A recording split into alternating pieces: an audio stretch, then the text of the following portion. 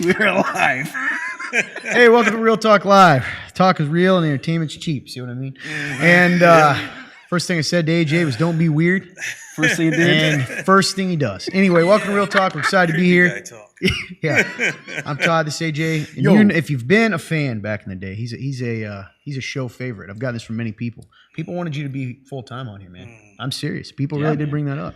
So, Andy, man, the myth, Andy the V, legend himself. So, get to know some of you that don't know him real well. We'll give a chance here in a little bit for you to get to know him. But in the meantime, in case you're just some stranger walking by saying, what are these guys doing? What are they doing?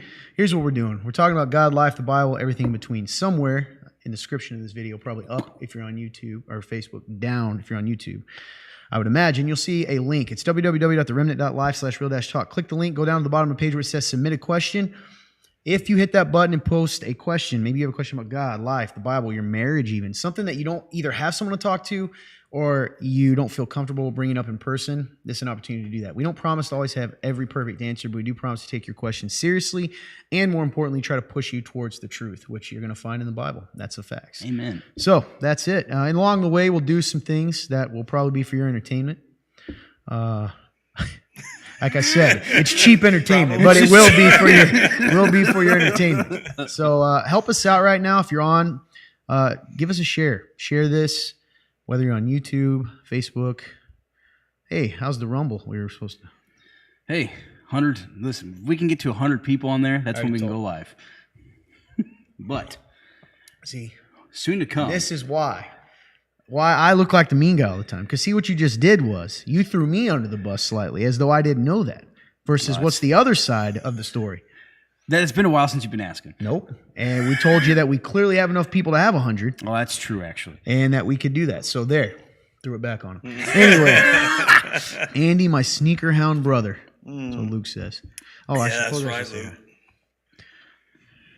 Now, I want to take a second to do option C here, which is introduce the crew. So in the back, we got the always fun, always entertaining production guy, Blake. What up, production guy? What up? Hello. We got fun turn Clint in the back, and of course we got fun guy Austin as well. The crew is running deep. We're all here, ready to have a fun time. Yeah, absolutely. Hey Jordan. Hey Lindsay. Hope this is somewhat of a bright spot for you. Amber, Norman, what's up? The sky. I remember when I first heard that. It was in 6th grade. That was dude. That's when I heard it first really? time. Yeah, I remember the guy's name too. Man, that makes me feel old. Norman says, "How are you feeling today?" Me or Amber? That makes sense. I was like, "How'd you know?" Andy, Did you know? Luca, I'm going to be listening, but I am going to be working out, so I'll be more quiet than normal. Gotcha. I have also been missing everyone. Being sick Sunday and then the stuff with the accident yesterday, I feel like I haven't seen everyone. Yep. Well, we're glad you're here. Yep. Help us out in the meantime. Share, invite people, whatever you got to do to get them here. That's right, man. We got 16 rolling deep. How many we got on YouTube? 6. Hey, man, good. That's pretty solid, actually. Keep it up, y'all. Like Todd said, share the stream. Ask a question. Right. Hey, what's up, Emma? Aw, snap. Y'all got Andy on at this time. Love you guys. Love you, too. Love you, Emma. Hey, Sarah. Not sure who Sarah is, but we have a Sarah Fenwick on here. Yes. I Hey, don't know Sarah. if you know a Sarah, but I would have said if I did. This guy. Hey, Sarah. Welcome to this show. that's right. What's up, Sierra? Everyone rolling in. Now, this week, for our real random, I want to say something. Okay. I don't think it's going to be as bad as last week, but I won't lie. I don't think so. I'm a little nervous still. I really am. Oh, hey, Richard. What's up, man? I'm still nervous, even though I know it's not going to be as bad. But since I've had that experience now, I am truly terrified of heat. You know the best part of it? I'm scared of it. Is I legitimately told you. I knew it was going to happen. You did. Dude, you called it. You know what you should have done? We should have had you do like a timestamp of how long it would have taken because you're guessing. Listen, man, I just know back in the day when we were actually used to it, you were not the strongest of the heat people. No, I still wasn't. So I was not. On the one hand, I admire the fact that you went in. Yeah. I really do. I was proud of it. Yeah. I admit it. Yeah, I almost outdid those 12-year-olds. You did. How long did it take for the blue to go away? Not long, That's because good. I realized because Fun Turn Clint was filming me in my pain off screen here, and when I went back and I reviewed the footage, and right before it came back on, I actually stuck my tongue out to show the camera, and it wasn't blue anymore. Really? Yeah, so it went away really quick. Nice. Thought for sure it'd be like one of them like blue suckers or something where it lasts like a week. Oh, I know. I figured it might last a lot longer, but it didn't. Reminds me of production guy. He had a blue mouth last week that was forever. Oh yeah, what was that caused from? That was the like Warhead's cosmic cubes, and it wasn't just blue. It was like almost pitch black, like blue for a while. It was awful. All over his teeth. It was everywhere. Hey Sierra, I'm just glad you're on. Appreciate you being here. She said sorry for joining late. Yeah. Hey, Joe Pence is on. What's up, Joe? What up, Joe? Nice, man. Got people rolling in. Walked away, now I'm back. Hey, John. Puking his way of taking the color away. That's fair. Actually, you know what? That makes sense because I did get sick twice. So it was terrible. Acids, Oh yeah. I came back in thinking I might go back on, grabbed the milk, and then that was a mistake. Fair enough, Denise. I'm glad you're here, though. Hey, Joe. What's up, Joe? All right, man. What do you think? You ready to do some real random? Just waiting for you to get her going. All right, man. Hey, we're going to do some real random for you guys. What is that, you may ask? It's where we do random things, like Todd said, cheap entertainment, strictly free entertainment. Fun Guy Austin, what are we doing this week? This week, we have ghost pepper popcorn we are going to do today. Now, as one of the guys who likes spice and heat, I will tell you this. It is actually pretty good. I'm not trying to persuade you to take it at all, but I think it's pretty good myself. Well, clearly we have to now. Right. Spontaneous combustion. Apples. Oh, that's the brand. Okay. Spontaneous combustion ghost pepper popcorn. Now, is there a heat level here? No, there's no certain heat level. It's actually that's a good sign. I'd imagine it means it's not as hot as what most things would be. So, Yep. yes, Sierra. Unfortunately. But hey, it entertains people, the pain. So whenever you guys are ready, the bowls of popcorn are to your right. Oh, cool. Nice. I mean, it looks buttery. Dude, actually, It right now. stink. It smells like regular popcorn. It does. Now, I will say this. When I was making it here, and when the popcorn was actually popping, I walked into the room where it was popping. I walked in, and I immediately started coughing and had to walk out. It was like, the smell was just terrible. Oh, boy. Oh, so. Can you breathe now? Yes, I can That's breathe. good. That's it opened good. up my sinuses pretty well. Actually, I need that because I'm so congested. I wish I could have done it. So what we'll do is when you guys take the popcorn, we'll rate it on flavor and heat. See what you guys think. Dude, I truly am. I'm going to do it. I have to. Even though I'm not in a position to do this. But man. I'm actually. I really don't want you to. Don't even try now. All right. Don't even try now. I'm honestly a little nervous because of what happened last week. I really am. All right, I'm just going to take a little handful here. Okay. Here we go. Here we go. It's not laced with poison like last week's chip is. Not that we know. No, there was no poison in this. Todd looked terrified. I am. Sherry, I don't feel good. That's the thing. And, the vibe's awful. So I can't even talk. Here we go. You ready? I don't know.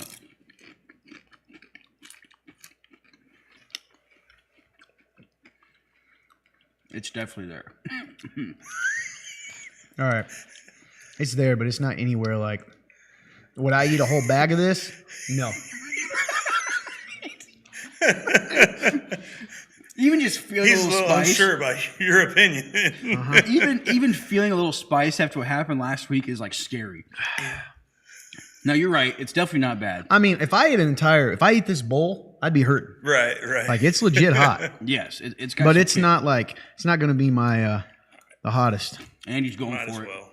Yeah, it's hot, but it's not like not the hottest we've had. Are you a hothead? Do you like hot stuff? I mean, I don't know. I don't like consider it so myself hot I that. can't taste it. Yeah, it needs to have flavor. Yeah, me too. So if it's just a burn, not interested. And that's what some of the stuff is. Oh yeah, it's just pure fire. This is not bad. Yeah, I mean, this isn't bad. If you wanted, you're the guy that likes that little burn. Yeah, it's And like it does taste pretty decent. Yeah, it's got its like standard popcorn flavor.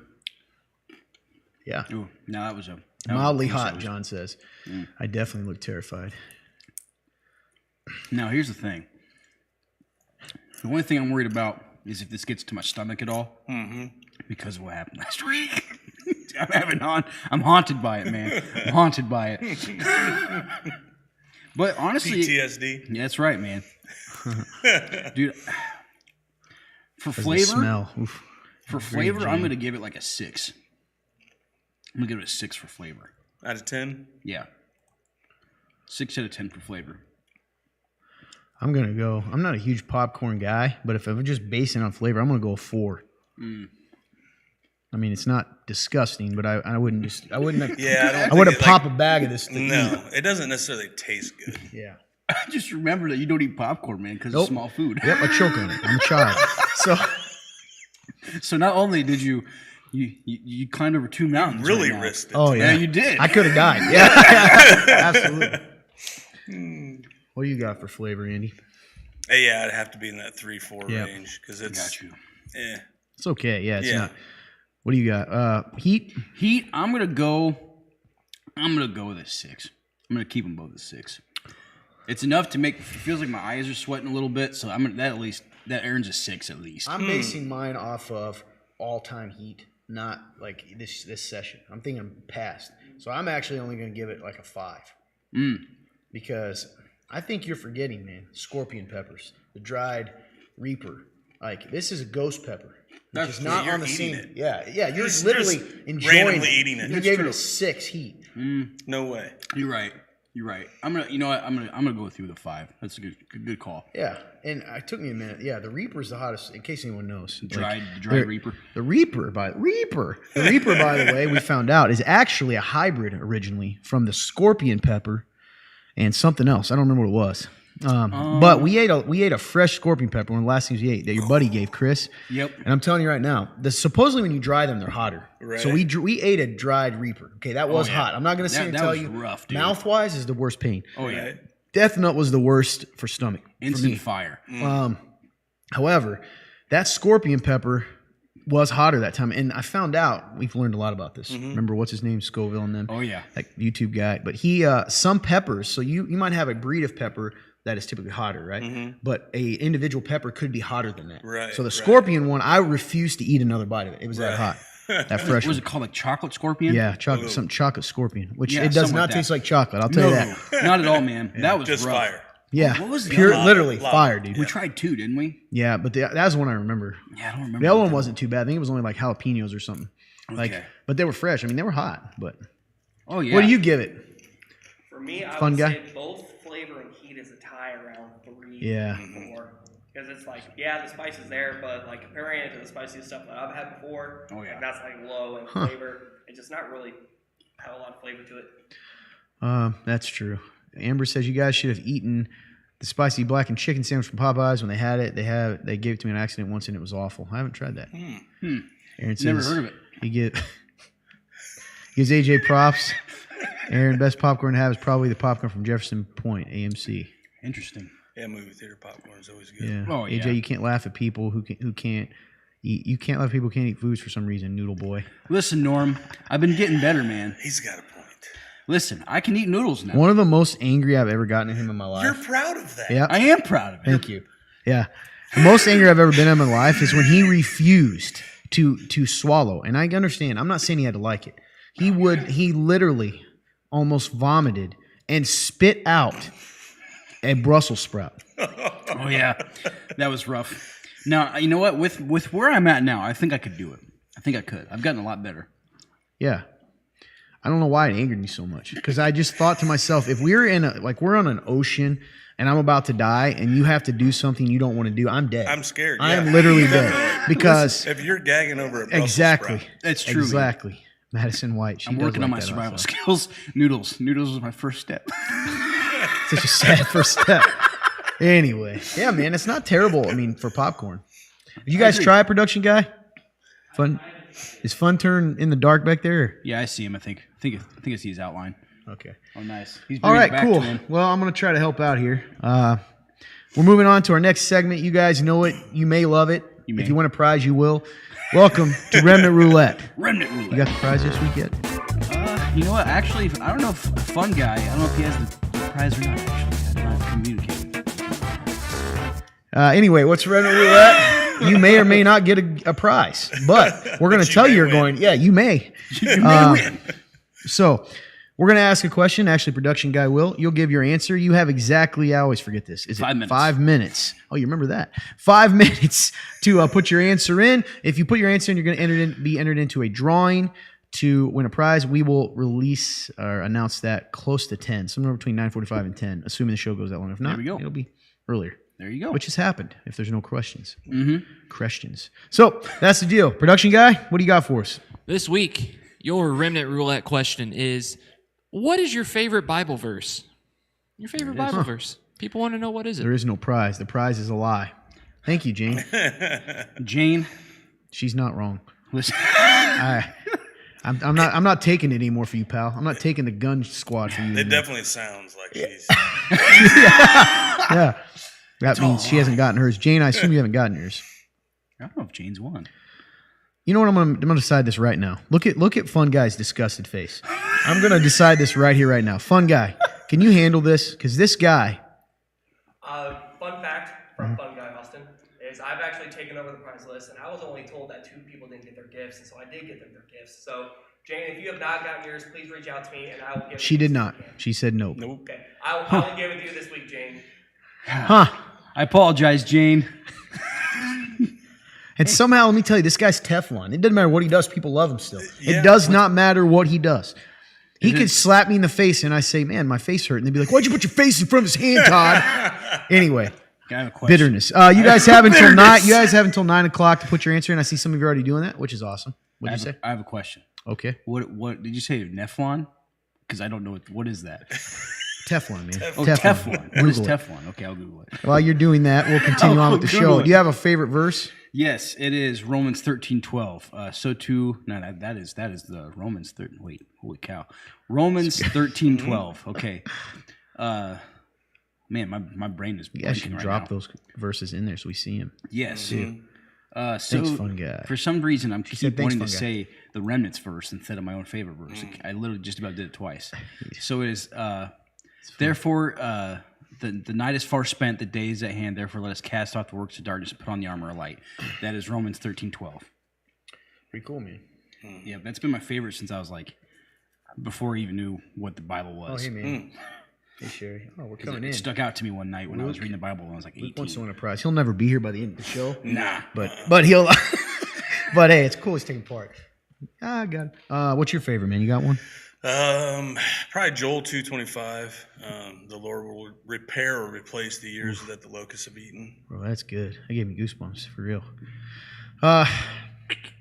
Mine would probably be, everyone knows, Romans 8:1. This thing is pretty powerful. There's no condemnation in Christ. 8:2 is good too, right? For the Spirit has set you free from the law of sin and death. But I also love John 14. I mentioned this last week. I always get it might be verse 10, but it's when Jesus says, I will never let go of one of these you've given me. Yeah. That's pretty cool. Pretty encouraging. So, man, a lot of cool verses. My favorite verse depends on the season of life. That makes sense. Yeah. 13:13, Joshua 24:15. Nice. I love it, guys. Hey, if you get a chance and you feel like it, go ahead and copy and paste it in there. I'd love to actually read them. yeah. Fortunately, I do not have them all memorized by heart. A couple of them have Matthew 6:20 or 34, though, I believe. I think someone else put that on there. I was trying to look. Yep. Jordan and Jane, right? Jane. That's cool. You guys must be Nice. friends. Now I gotta want to know what that one is. I can look it up real quick. Did you find Teflon yet? Yes, actually. It's a chemical compound. Okay. And what? Did not know what does this. it do? What's it known for? It is one of the best known and widely applied PFAS, whatever that means. The commonly known brand. Its stuff doesn't stick to it, man. That's what. Okay. Like all pots and pans Okay. Yeah. in the world Gotcha. have Teflon. You know what I mean? So it won't stick to it. Interesting. The Teflon Don. Never heard of the No, Teflon man. Don? No. You know, the one mobster, the feds couldn't get him. Nice, because they just couldn't. Couldn't touch stick. him. Oh, hey, Couldn't sorry, touch him. guys. I'm so sorry. Brandon, hey, what's up, my man? This Fun Guy Austin must grow on you. Ha ha. But the worst open my sinus I've ever had was at Arby's when I had to clean the buffalo saucepan. Really potent. Wow. Oh, yeah. Philippians 4:13. That's a good one, Denise. Romans 8:31 and Romans 10:9. I love them both so much. Yeah, Romans 10:9 is cool. Romans 8:31. What are we then to say about these things? If God is for us, who is against us? Yeah, that's good. Nice. I looked at Matthew. I also 6:34. like Romans. You said 31. I always forget it. It's 8:18. So I consider that our present sufferings are not worthy to be compared to the glory that be revealed to us. Pretty cool. I know a band that It just actually came to me when he said that. wrote a whole album that was called 818. I didn't understand what it was back in the day. Yeah, it's yeah. about that verse, man. Pretty cool. Yeah. I love this, man. Esther's is Psalm 119:11. Awesome. I'm gonna look all these up for real. You guys think I won't? I think that's cool. Well, in the meantime, we're buying a little bit more time because you have like another minute. Andy, you want to take a second? It's a lot of pressure. Just tell them a little about yourself. Whatever you want to tell them, man. Oh wow, a little bit about How long me. you been here? All that kind of stuff. Yeah, so I don't even know how long it's been. It's been a while now. It's been It at has been a least while. 2 years, probably. Feels longer I think than maybe 3. I'm trying to think. Was it pre quarantine? Yeah, I think so. Okay.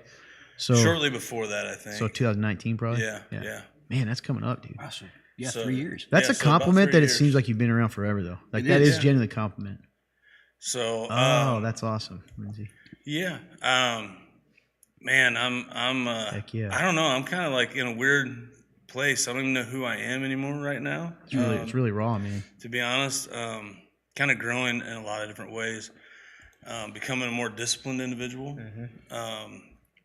That's probably been the biggest lesson in the last 6 months.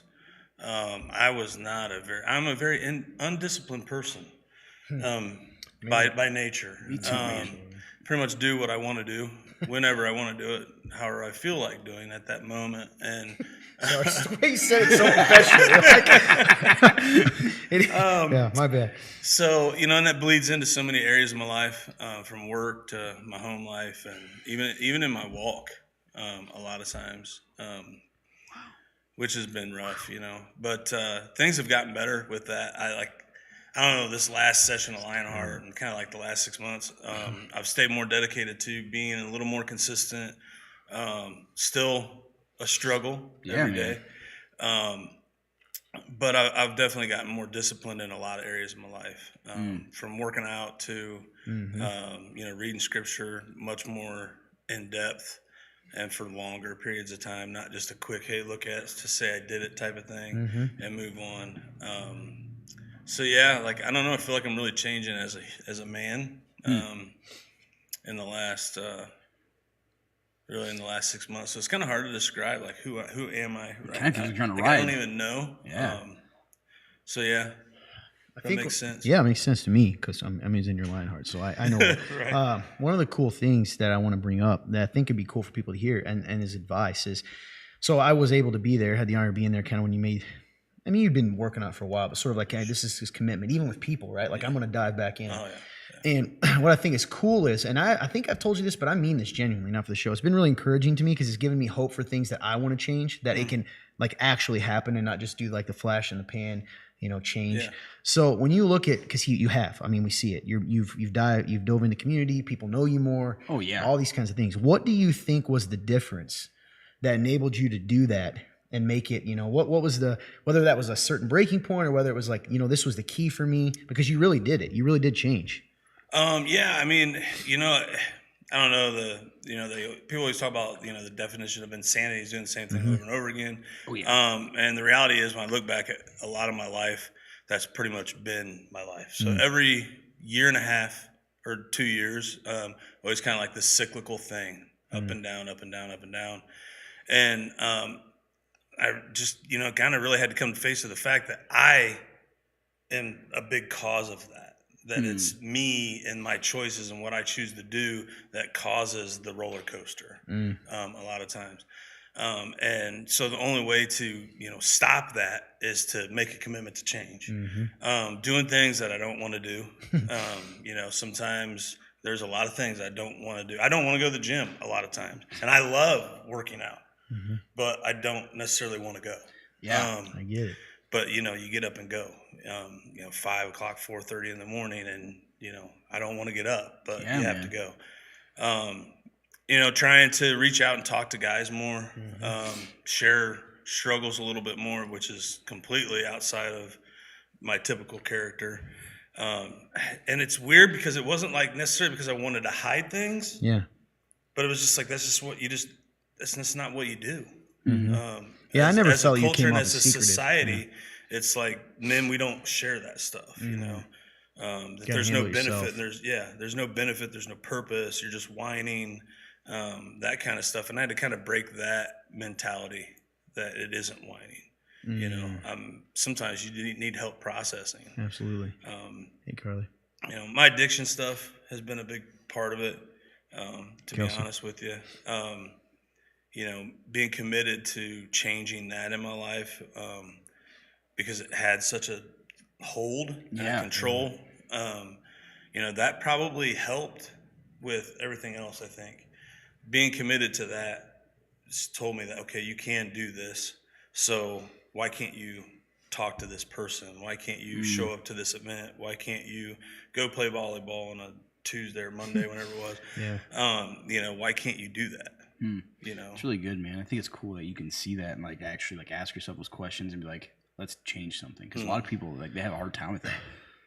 What I think is kind of cool too, even on your story, is, which I didn't think about until you just said it, is, you had tried before, and a lot of times what happens is people, if it doesn't happen the first, second, third time, you quit. And I think it's what's really encouraging about your story is you don't know when it's going to be that time that it's like this is happening, like this is really happening. Oh yeah, and So Sierra says it was good seeing you dark and early at the gym the other day. Yeah. She was a little creepy, but it's okay. Jordan says, I love playing volleyball with Andy. Nice. Yeah, man, that's been really cool to see and encouraging, like genuinely, which I know you're not great with compliments, me either. But it really is true, man. I think about, like, I've told these guys, behind your back, because it's okay to say good things behind your back. Right. But I think it's pretty cool, man. It's really been encouraging to me. And like, there's been a few times, honestly, man, it's inspired me in a moment to be like, you know what? I know how uncomfortable this dude was with this. So if he did it, I can do this thing, because I have known you for a while. Yeah. So that's really cool. Yeah, man. I if those that don't know, I've known Andy a long time, love him. And I've always felt like, and I've told you this, that when it comes to someone that knows the gospel, man, and like understands the heart of the gospel, you're one of the handful of guys that I knew from kind of my old life that I trusted that knew that. And it's been nothing but like proven since you've been here. So I think it's really cool. It's been a blessing to us. And so that means a lot. It's true, man. It really is true. Kelsey says, hello, Real Talk. She also says, we do need help processing. That's good. My little sister just realized me not to process, and it was so awesome because we grew not sharing and talking about those things. Close off. Yeah, it's weird, man. I'm kind of a little bit like you, but I certainly wasn't raised to do that. So sometimes people assume that I'm like, I was just born and raised to be like, hey, here's my feelings. And like, that's not true. It's not true at all. But what I always found odd is though, even though I wasn't, because I didn't grow up Christian, I would look at Christian culture as I came into it over time before I knew that we're all people. And I was like, why aren't they sharing though? Like they know that it's okay. Because I read that book. I did. And so, in my own mind, I didn't necessarily have an excuse. But it was like, I get why I'm jacked up, right? I would tell myself that. Like, but why don't you share? Because isn't this whole thing based on that? So when I hear people say, yeah, it's good, or it's sometimes for our church, even at times that sponsors this show is sometimes people are like, they almost can't, I hate saying real because real can be interpreted as negative, but people are pretty transparent at times. So that's the culture we want to create, even if it's not always true. Yeah. And it's weird that how abnormal that is. Yeah. It really is. And we talked about this a little bit, which could lead to a big discussion, but I think what scares me about that is the idea that, so we don't even want to share our feelings. We certainly aren't going to talk about our sins. Right. Even though when I look through the New Testament, all I see is people confessing sins to Jesus, confessing sins to each other, and the whole way we handle that. Because I understand why people don't, right? Because they don't. It's just an interesting thing. And I think that even plays into the emotion thing because like, if I can't share when I mess up, well, I might as well not share this negative thought, or I might as well not share the struggle. Right? It all builds together to be like, I've got to have this perfect life. Yeah, it puts a fear. Yeah, exactly. Yeah. And anything fear-based, man, it reminds me of 1 John, right? Yeah. Perfect love casts out all fear. The one who fears has not been perfected in love. And like that'll punch you in the face, man. So it's interesting that, I don't know how you that leads to a whole discussion I might bring later, but I know I talk about it a lot, but just mainstream Christianity, what we all accept. And you guys have been in church, so I say this a lot. Oh, yeah. But I'm still in that place of like trying to figure out how much of that is biblical, how much of it's not biblical, and then there's a neutral area. It's not bad or good. It's just okay. Is. Yeah. Because some of it isn't, though. Yeah, I think so. Yeah. So then to me, it just drives you nuts what we kind of accept as honest. True. Sort of it was the heart behind that series we just finished, Liar Liars, like trying to dive. And honestly, I had like 10 more things you can go through. But it's like, man, I don't know. But that goes into this first question we have too about the amount of people that read the Bible and actually know. Because they're going by what they're told, not what they know. So, Anyway, hi Denise. Todd, I have a confession. I say good things about you behind your back. Nice. One person. I'm just kidding. Cool. That was awesome, man. I'm glad you're on. People really did want you to be on permanently. Oh yeah, man. Oh yeah. So talk about guests. I think we did that. Catch up on our lives. You kind of shared yours, which I think was cool. Part of that. You got anything going on since Tuesday? Yeah, I know, man. It's always so strange going from Tuesday to Thursday, because it's like, we dive in, most of the time we dive in pretty in depth on the podcast. So I'm thinking like one thing that sticks out for me is, it's funny enough, I was actually kind of talking to Andy about it like pre-show, but I feel like I am kind of in a place where I feel this pressure to not be myself. Like for some reason, I've kind of felt this weird feeling of like I can't be who I really am because it's not good enough, or it's not like, or because maybe I show myself and then I get hurt by that, then I don't want to be myself. And so it's like I felt this weird pressure to have to be something I'm not. And one thing that I've noticed between like places where I was in a good place with my faith and my walk and like even like mentally compared to like when I'm not, is that when I'm acting more out of myself and I'm trying to do things like from a place where I've learned things and I take that and apply it but I still make it my own thing. Like I do it myself, being myself.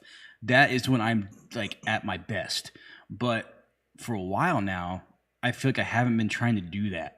So it's been kind of an interesting realization to see like, okay, like it's clearly a conscious decision to make that happen. Like I can go, hey, just be yourself and do it. But there's things that are preventing me from doing that. So one thing is like fear. And I think the fear comes from like, if I'm myself and it's not accepted, or if I am myself and it's not, if it's not respected, or if it's not, people don't like it, then I can feel that shell come back out and just want to be a shell of who I am. So that's kind of like something I was kind of like, Andy and I were talking about right before we went on, but that's just a brief glimpse there of kind of where I'm at. The hope in it is that at the end of the day, no matter how I feel, I know that that's a choice and an action I can take. Being yourself is an action. And so it's like, I don't have to rely on feeling that. And that's one thing I struggle with a lot in life is I wait for things to feel okay. I wait for them to feel good, or I wait to feel something before I do anything. And so, and that can put you so behind, or like it's such, I don't know. It sucks when you do that. But I realize that since that is an action I can take, man, like there's hope in that. So like, I feel hopeful. I would say I feel a little more nervous than what I used to being myself, which is interesting. And I think that probably just stems from like hurts, but that's kind of where I'm at as far as like life. Yeah. And how I'm doing. Brought up a good point that I kind of was thinking too. She said, AJ, what if the parts of you that you perceive as not good enough aren't the real you? I think the real you is good enough. You got to believe in yourself, brother. Thank you, Emma. And that's really good. I think that's a fair question to ask yourself too. Yeah. Because sometimes when you do that, you'll end up going, it's just everything about you versus, you know what I mean? If you can't name a specific thing, then it's probably a deeper lie than just your act, the way you act. Would you kind of like compare it to when like Paul kind of talks about sin? Like he talks about how like that's like the sin in me, it's not who I really am. Kind of similar to that. What do you mean? Like as far as like it's not the real me. I think she's just saying, you're saying there's parts of you that aren't good enough. What are those parts? And are those actually the real you? That's good. Okay, I see what you're saying. You know what I mean? Now, I get you could look at that the other way, too, and take it as another negative. But, like, if you're able to name it, and you don't necessarily have to share that here. Yeah. But it's just something to think about. Oh, definitely. Definitely be thinking about it. Probably share it on next week's episode. I think it's a good question, Emma. Yeah. Yeah, man, because the real you is, definitely good enough. That's hard, man. I get it. I get it. And that's been one of my, like, major, missteps a lot of the time is the lack of belief in myself, because it makes me forget that when I'm not being myself, or I'm not being the real me, that affects people too. And that's something that I suck so bad at seeing, because I get so inward focused, and I'm like, oh, this only affects me, and that's not true at all. Like, right. And like if I were to feel the weight in a good way. If I were to feel the weight in a good way of like what I do and affects people, man, like that would make me want to fight more. But I don't, so it's like getting to that place and once I can get there, man, I think it's going to be just huge. Huge. Do you have like a picture in your head of what is good enough? That's a man. And the reason that there are certain things that aren't good enough is because they don't meet that supposed picture. But that picture isn't necessarily who you were created to be. I think I have this. Because I feel like I do that. Oh yeah, so. And maybe you can relate to this, but like I think for me, whenever I try to even think about what that good enough is, it's not even there. It's like this invisible standard that I can't even put words to. It's just like there. It looms over me. And if I were to try to like put a specific thing, like a specific like way of living or like, a specific thing, it's like, I don't even know, man. It's just there. I just feel it. And so, it's interesting because I don't know if that stems from like just like being hurt or like maybe I was myself at times and like it wasn't perceived well or like whatever that may be. Yeah. But specific things. It's interesting because when I think about it, I'm like, this is just an invisible standard that I can't even put words to. Right. That's so much, AJ. Jordan said. What is the joy feeling you feel at times when it's more miserable than happening? Yeah. Remember that. But yeah, I'll definitely think about that, and like maybe I'll follow up on this next week's episode of Real Talk web series. While you're doing that, Emma has a another good question that I think is valid. Do you think you focus more on on doing good or more on not doing bad? Oh, that's a really good question, Emma. I think I focus probably more on not doing bad. Like I can tend to think, okay, what is not to do here instead of thinking what can I do? It's like what should I not do? Yeah, and that can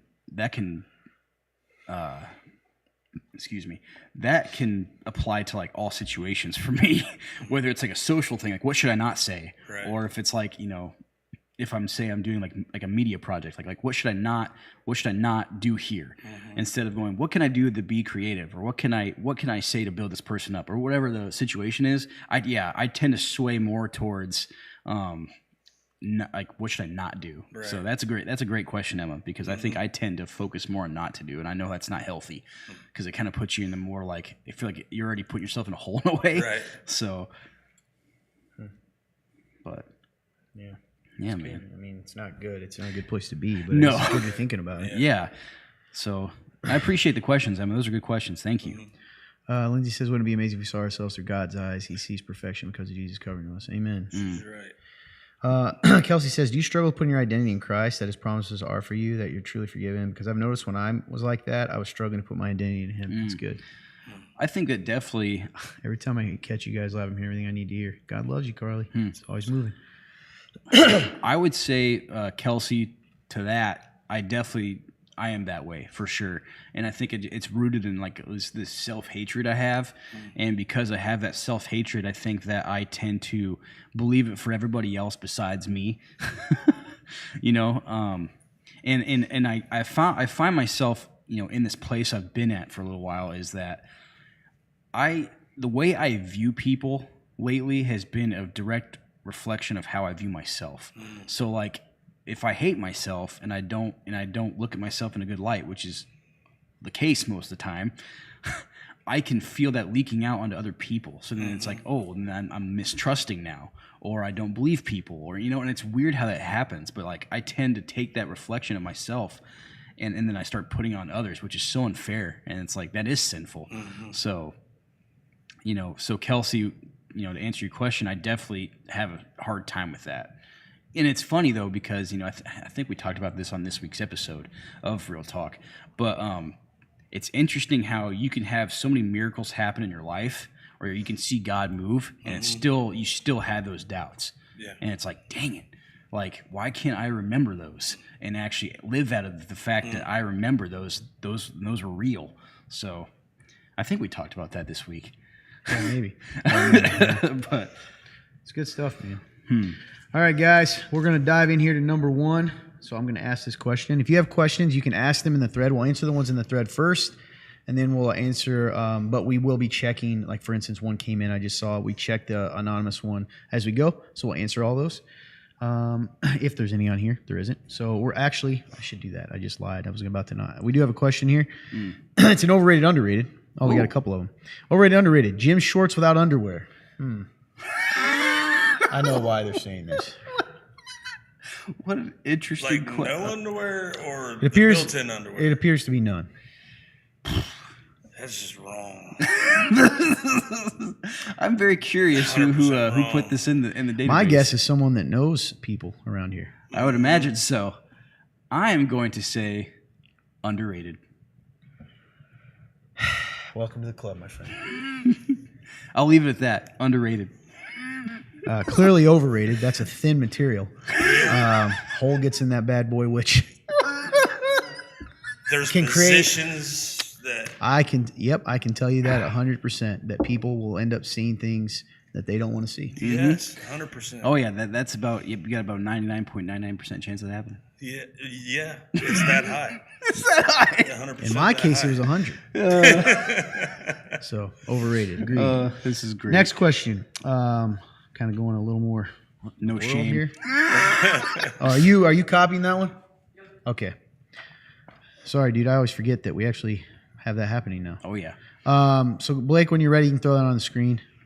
I'm gonna try to. It's interesting. It won't actually let me read it when you're doing that. Okay, here we go.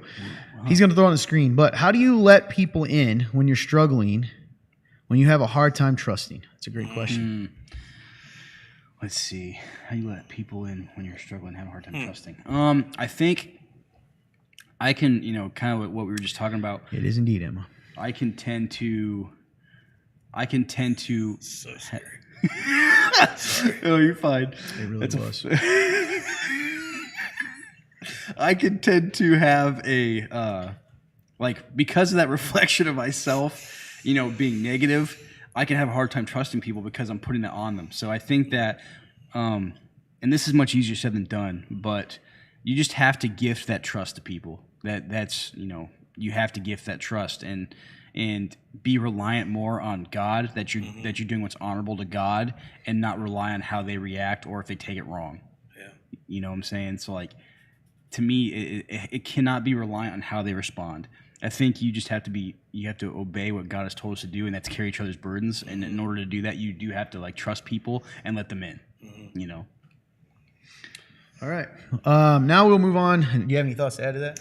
No, I mean that's pretty much what I would say myself. I mean, at the end of the day, you just have to put it out there. You have to risk it. It's worth it in the end. You're not going to get over the struggle if you don't at least try. That's for sure. 100% you'll stay in the same place if you don't risk, giving someone a chance to, hurt you. Right. Yeah, I get that, Sherry, sometimes.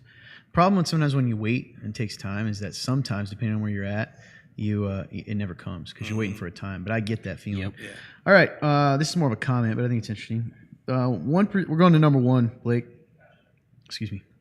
1% of people read their Bible, or 10%. That is 1 out of 100 people, or 10 out of 100 people. 1 to 10 people reading. That is very sad. No wonder people are so easily led astray. Absolutely right. Yeah, absolutely. I think it makes me Out of 110% out of 100 people. There we go. Read it weird. it makes me think about That's good, Carly. the path that the Bible talks about, how it says the path is truly narrow. And I'm not saying if you struggle to read your Bible that you're not saved. That's not what I'm saying. But it does make me think about people that are actively on that narrow path. How often do we kind of come off and then get back on, come off and get back on? It makes me think about how narrow it is. First of all, how narrow it is, but then also you take a statistic like this and it's dude, that is it makes sense why people are so, like they said, easily led astray, and people are, they don't know the truth. Yeah. And if you don't know the truth, how are you supposed to, spread the gospel? How are you supposed to actually truly believe in what you say you believe in, and be able to, I can't think of the word right now because my brain doesn't work half the time anymore. But why you can't challenge really, you can't challenge other things if you don't know. So I don't know, man. It does make sense why modern Christianity is kind of in a weird place. I think it's why it's so weak at the end of the day. Because our reliance is on who told us what the Bible said versus what we know the Bible said. Yep. And a lot of us have done that over the years. I've done that, gone through periods of time where it's about what someone told me it said versus what I know it said. At the end of the day, I could tell you something that's from the Bible and be wrong. And if you never go and look it up, you will live on the path of what I told you that was wrong, right? And I didn't do it on purpose. Like I might have really be trying to lead you in the right way. Yeah. But I misinterpreted something or misread something or whatever. And if you never go back and look, you never challenge me on it, so I don't grow. And then you don't grow yourself, and you continue to walk down the wrong path. Yeah. And I think a lot of times a lot of us can get in the habit of, well, so-and-so says it says this. Like that's the last thing I ever wanted when I was in youth ministry is kids to go around saying, well, Andy said this, because honestly, if I said it and it wasn't from the Bible, they shouldn't be repeating it, to be honest. They should be repeating only what I said was out of the Bible and only because they verified what it was that was in the Bible. It's really good. Yeah, man. All right. You want to read that big long one? Actually, I'll read it. Number 2, when you're ready. Okay. Oh, oops. I did that. Sorry. Okay. Yeah, I'll just start. What is my purpose? I hear this a lot among Christians. Your thoughts on the following below. And this appears to be a quote. The Bible is very clear as to what our purpose in life should be. Men in both the Old and New Testament sought for and discovered life's purpose. Solomon, the wisest man who ever lived, discovered the futility of life when it is lived only for this world. He gives these concluding remarks in the book of Ecclesiastes. Here's the conclusion of the matter. Fear God and keep his commandments. For this is the whole duty of man. For God will bring every deed into judgment, including every hidden thing, whether it is good or evil. That's Ecclesiastes 12, 13, 14. Solomon says that life is all about honoring God with our thoughts and lives and thus keeping his commandments. For one day we will stand before him in judgment. Part of our purpose in life is to fear God and obey him.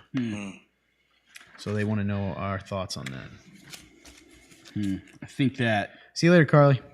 See you, Carly. Night. Also, Kelsey gave some good stuff here, too. I'll get to after this.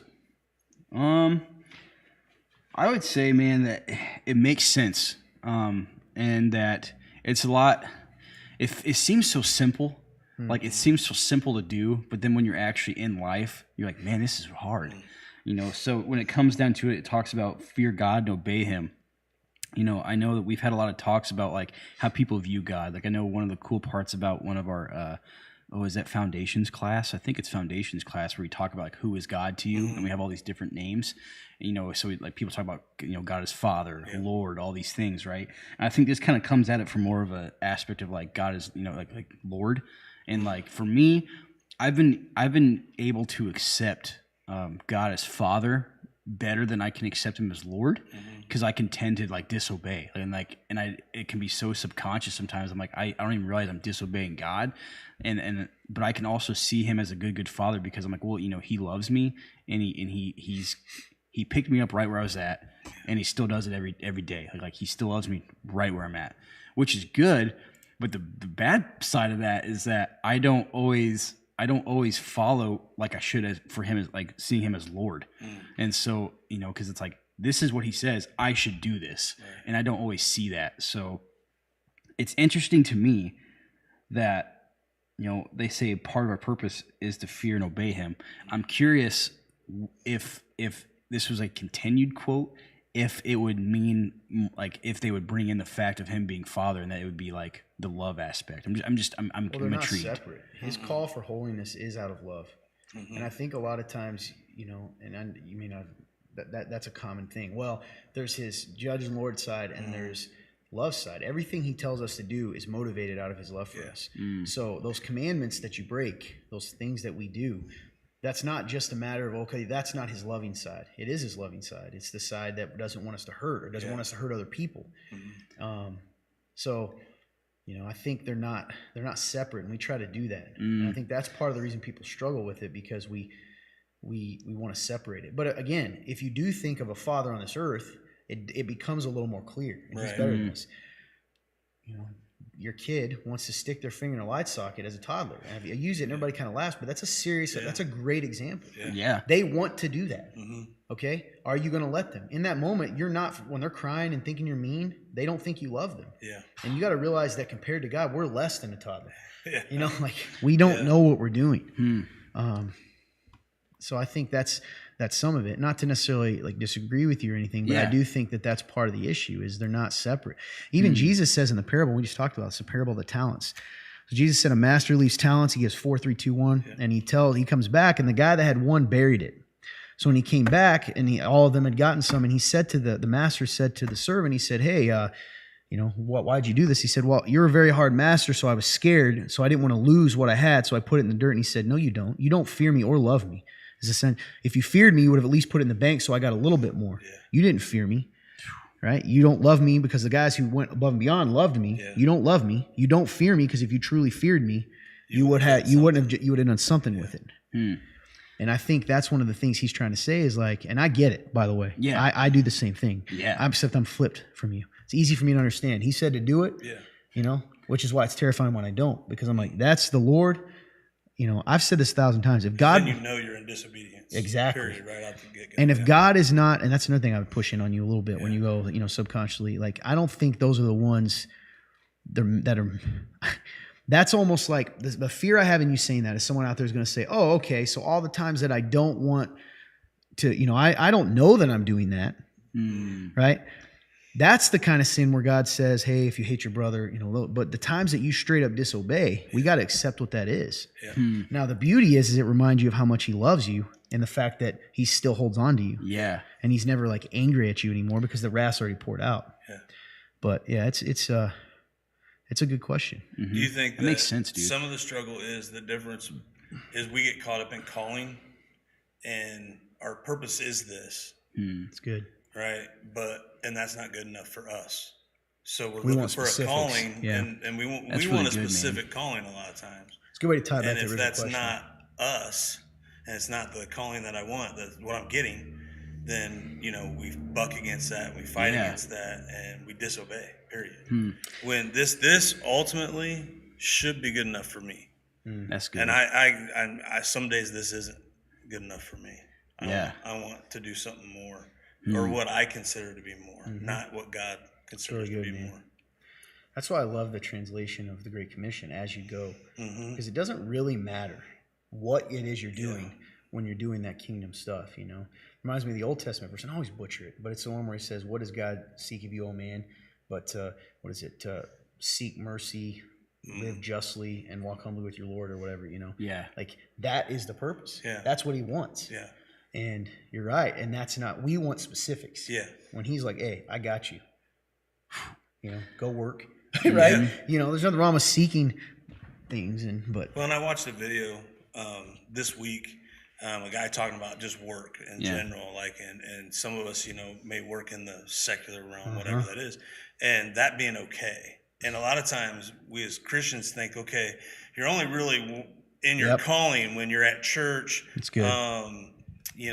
Passing out bulletins or preaching from the pulpit or singing in the choir or, giving your tithe, whatever that is, right? That's when we're in our purpose. But our purpose is actually in our workplace. It can be just as important as any of that other stuff. I mean, I know that I can get caught in that big time. And forget that part of my calling, he has me in my job right now.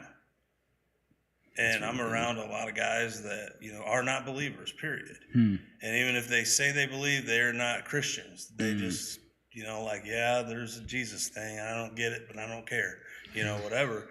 And that is my calling, right? That is my purpose. But they're not walking into church. So exactly. You being there is a big deal. And that's what he intended when he said, as you go. As you go, exactly. Yeah, it's good. Yeah. You've reached your... Yeah, it's really good, man. It reminds me of a song by a band called Being as an Ocean. They had an album that came out with in like 2012 called Dear God. It was an album I listened to a lot. And it's interesting because it was before I really even knew what all this was, what faith was. But I listened to it. I was just really drawn to it. But he talks about the idea of like being on the edge of self-discovery.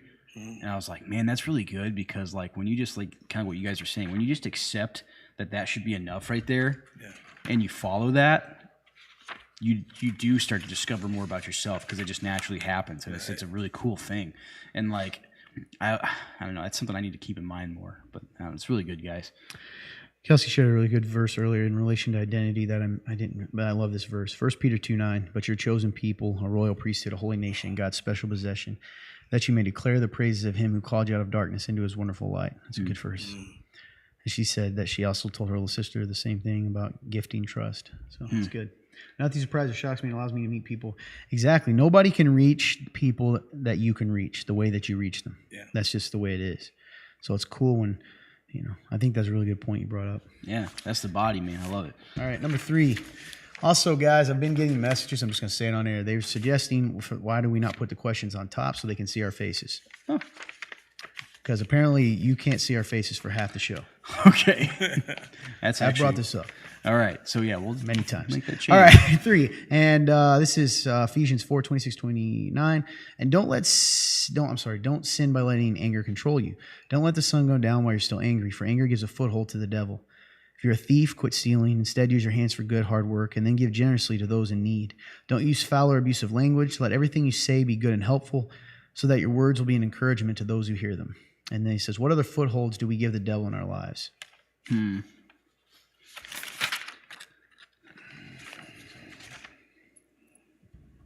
Luke says, one of my mentors always says, just be a yes man for Jesus. Just step when he wants you to step. Something I'm continuing to learn every day. Good. It's good stuff. Man, I mean, there's when the question is, what other footholds do we give the devil in our lives, man? There's so many. Oh, Tim. What's up, Tim? I didn't see Tim Troxler on there. Oh, cool. Anyway. I would say that Troxler, I guess. anything that you put above God can clearly become a foothold. So like, I mean, it can be literally anything. Well, what do you mean by that? So like, I would say if you find yourself, you find yourself desiring, so like for me, I'll use myself. So like when I first came to know Christ, I was like idolizing. I was a big idolizer of women, so I was in a relationship, right? And I cared more about that relationship and her more than I did with my relationship with God. Is idol the same as a foothold? No. In the context. No, I'm asking. I don't think so. Right? Because in the context of this verse. Yeah. Because I'm not saying you're wrong. I think you could say idolatry is a foothold. It's a foothold, yeah. Right? And I'm not saying you're wrong. I'm just thinking in context of this verse. Yeah. Because he goes on to say, right, if you're a thief, quit stealing. Why? Yeah. Well, stealing must give a foothold, right? These kinds of things. But I think that's good. Like, obsession with relationship. But I think, what other specific things do we maybe take for granted that can give a foothold? Because like being angry at someone and going to sleep at night, because I take that literally personally. Yeah. He says, if you got some, and we know that from what Jesus says, if someone has something against you, go to them. If you know they have something against you, don't go to bed angry, and that goes contrary to what the world tells us to do, where they say sleep on it. And God's like, don't do that, I found I can't even do that. Me either. Very rarely that I can actually I'm just going to be up all night. The other person may be sleeping soundly. We're so similar. But I'm dude. not. I cannot tell you how many times I've said that. I was like, I'm glad you can sleep because I cannot. Not going to people. That's good, Emma. Yeah. Unforgiveness. That's a foothold, I think. Bitterness. Yeah. Man, what else? I think you're right, but I mean, I do think idolatry is definitely on there. I think jealousy. Jealousy's jealousy is a good one. Definitely. Greed, yeah. Maybe even, and I don't know how to describe this, but like loosening your boundaries. The gray areas in our lives where Bible doesn't specifically, for instance, Bible doesn't say anything about TikTok. Right. Okay? It didn't exist.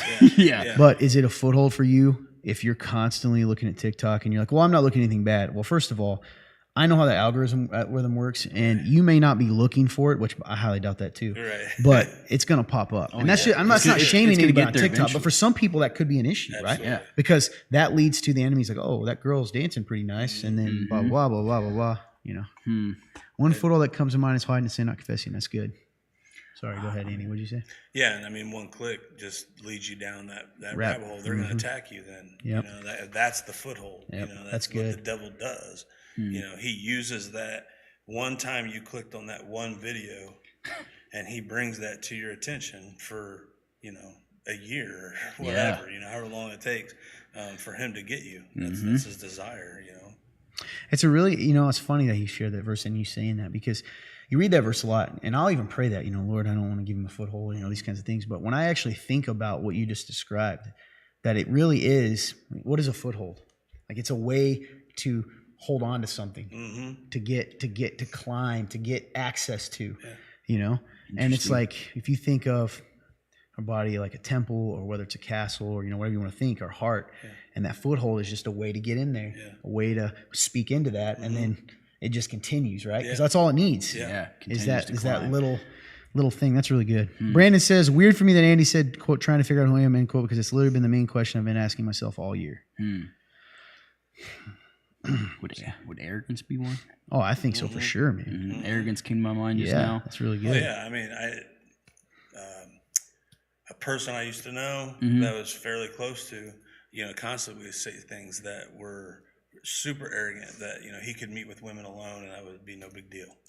Gotcha. Like, he was above that temptation. It's like, can't do that's that. what the devil wants you to do. He wants you to think that you're above any temptation that exists, because that is his foothold. That's all he needs, Okay, so arrogance. Now I was trying to put a word to the one you mentioned earlier, like loosening your boundaries, and I can't think there of is a it. word, but it's where you meet someone in the middle. Conceding, I don't know. Compromise. There you Yes, go. but it's Good an word. unnecessary compromise. It's one you compromise in a bad way. Yeah. That's compromise. That's the exact word I was trying to think of. Well, especially in your example of a relationship, right? Yep. Before you're married and all that stuff, you can definitely compromise yourself and what you believe, and give big strongholds and big footholds to the devil in that relationship. Oh, for sure. For sure.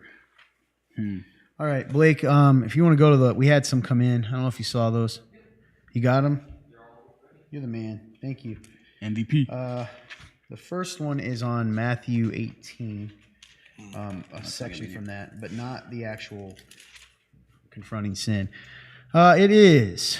Of course, it goes to the very top. You say that? It would No be reason. It just Matthew literally to the 18. top. Matthew 18:20 is Thank the you. verse that they were referencing. Matthew 20, for where 2 or 3 are gathered in my name, I am in their midst. Do you believe this is related to when you are with 2 or 3 people trying to help restore a brother? Is that the context? Because I feel like it gets used out of context. What are your thoughts? So, 20.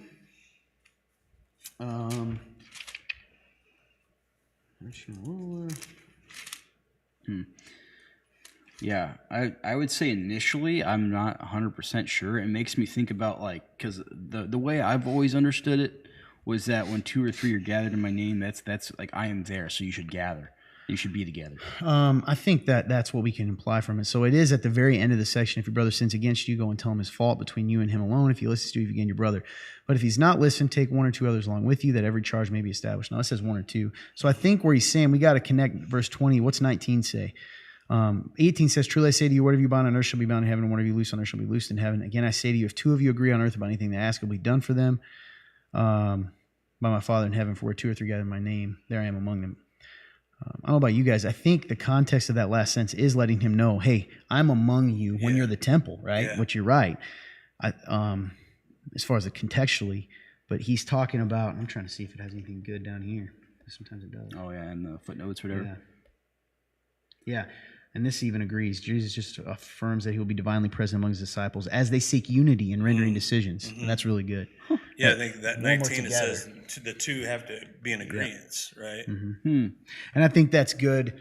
I think that's a great question that you asked, because I think there probably is some subtle pointing to the whole the process of church discipline. I hate that word, because, right, if there's 2 or 3 that say it's still a problem, well, we're going to take it on, right? Right. And you have to trust that God is in that and guiding you. It's a good question. Oh, yeah. I think there's another one, Blake. There's several. Man, I don't know why it does this. Every time you pull it up. Every time. to the top. It's like one or the other. Trying to see. Oh, that'll help. Is this the leadership one? Okay. How do we respectfully hold our leadership to a standard? I had a very long conversation with someone about this, and I was appalled by what they had to say about this. If you're still on, And then here's the issue before I answer this question. And I actually want to come back to this, Blake. If you're still on that asked this question, could you please give a little more detail? What appalled you about it? And the reason I'm asking is that helps us kind of know the context of the question. Because it sounds like there's a question, but then they're saying there's a side of this that I think is appalling. Yeah. And let us know what that is. We'll come back to it if it's not on. If you don't respond here soon. Can we go to the next one? I hear people talking about your community nights. What are those, and do you have to go to your church to attend them? Definitely don't have to come to the church to attend them. Definitely not. Nope. And community nights are just a night that we. It's really good, John. If it doesn't put draw you on. towards God, it might be a foothold. It's good. It's community nights are just a gathering that we do. I think it's like once a month, and it's just different things. And we've had like karaoke sometimes, or we've had like we had like a cool like role playing like mystery game one time. I think we've done like science nights where like they do a bunch of cool science experiments. It just gives people a reason to spend time together. Oh yeah. So have fun on a Friday night that you know is safe if you want to come and spend time with people. And you always have something to do. So it's really cool. It is, man. And It's you're really definitely cool. welcome to come, whether you're at church or not. Good stuff given the specific details. Oh yeah. How do you remember, they call it cling verses, I call them anchor, I think, but how do you remember your cling verses that remind you of your purpose or encourage you? Do you have them written down or bookmark?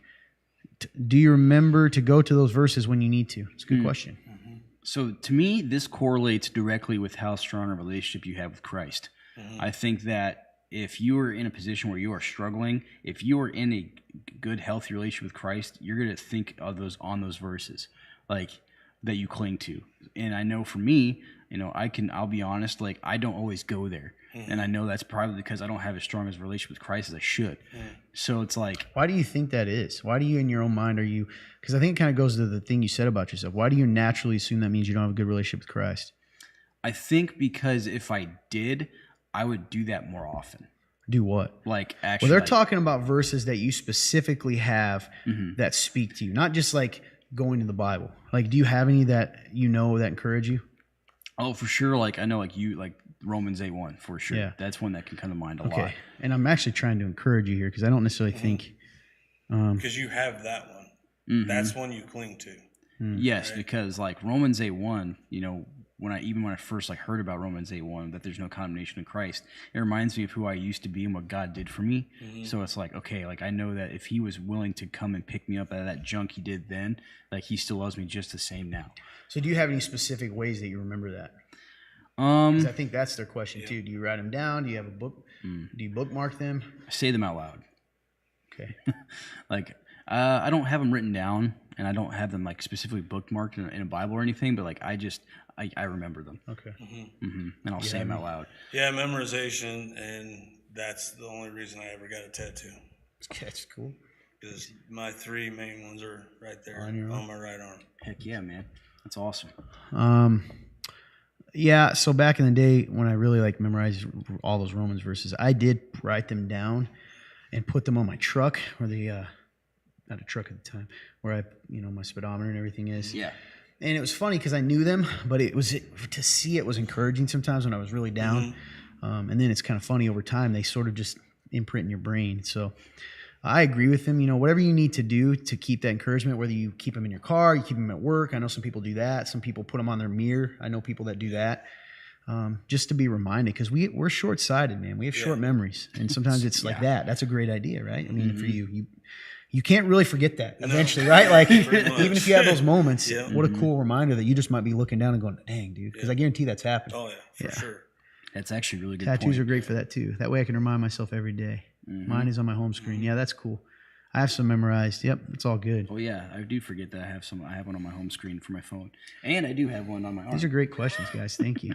Do you want to go back to that question? Did you see that, Blake? Yep. Okay. I don't know if you're able to put them together. You're the man. Thank you. All right, guys, stick around. A couple minutes. We're going to announce our winner. Winner, chicken dinner. So you want to be here for that. Oh yeah. Also, if you haven't shared this, please share it. I know what you're saying. I don't want people to know that I know these guys, but it's too late. It's too late. Yeah, I really like that you brought that up, Andy, about tattoos, because there's a running joke that a lot of my tattoos have no meaning, which is true. Yeah. A lot of them are just because I got them because they were cool. But my favorites are the ones that do have to do with faith, because I have Jesus here, and that's a reminder of, like what this is all about. It's about Jesus. And then the 1 John 2:25, this is the promise of eternal life, which this guy's a mad genius that came up with a cool idea of combining Edgar Allan Poe and Christ. So like it says evermore instead of nevermore. Yeah, so I'm like, that's so cool. Post desk versus at my desk at work. That's good. Are we good, Blake? Go ahead and throw her on there because it'll help me read it too, because I'm having to use this. So we're going to go back to that. How do we respectfully hold our leadership to a standard? I had a very long conversation with someone about this, and I was appalled by what they had to say about this. The appalled response was to how disrespectful and self-centered and arrogant they were. They wanted leadership essentially to be at their beck and call. It's a good question, and I appreciate that, anyone that you're thinking that way. Leadership is weight, and we talk about that a lot here at the Remnant, and I think that's something people don't realize. I mean, there's certainly poor leaders out there and people that use it to their advantage, but it's hard, no matter what you're leading, whether you're at work, there's benefits, but there's a lot of weight to it. Yes. So, something to think, and I think it's cool when people are trying to find that line, if you guys have any thoughts on that? Yeah, I mean, obviously it kind of went a way I didn't think it would go. The response. So it's a little different. But yeah, I mean, leaders aren't at our every beck and call, and they shouldn't be. They don't have time for that. You can't lead. I mean, that's kind of why we need to be, and this is super convicting for me, but that's why we need to be together, right? Because our leaders, in whatever form that is, can't always be the person that helps us, right? Sometimes it has to be our other brothers and sisters in Christ that have to help us. That's good, man. But if we're not in those relationships and we're always relying, well, the pastor's got to fix my marriage, or the pastor's got to fix my job situation, or whatever, like that's a lot of weight to put on, a lot of pressure on a man in general. Like, they are men. We are men. Yeah. We can't fix everything for everybody. Only God can handle that. So, I definitely went a way I didn't expect, but I think it's really good that because they shouldn't be, and